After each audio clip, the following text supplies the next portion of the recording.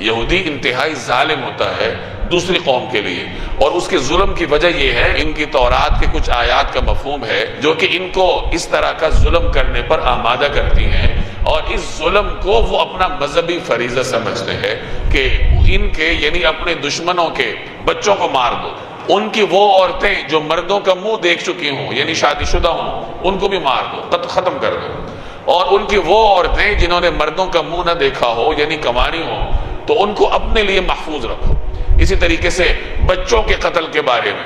عورتوں کے قتل کے بارے میں، بوڑھوں کے قتل کے بارے میں، مریضوں کے قتل کے بارے میں خود انہوں نے اپنے تورات میں آیات کے نام پر من گھڑت چیزیں شامل کی تھی۔ اب بعد میں جب یہودی اس کو پڑھتا ہے تو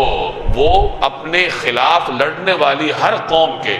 ہر بچے کو، ہر عورت کو، ہر بوڑھے کو، ہر مریض کو قتل کرنا اپنا مذہبی فرض سمجھتا ہے۔ آج آپ کو یہودیوں کی زبان میں جو فرعون بولتا ہوا نظر آتا ہے اس کی بنیادی وجہ یہ ہے کہ وہ ان تمام مظالم کو اپنا مذہبی فریضہ سمجھتے ہیں۔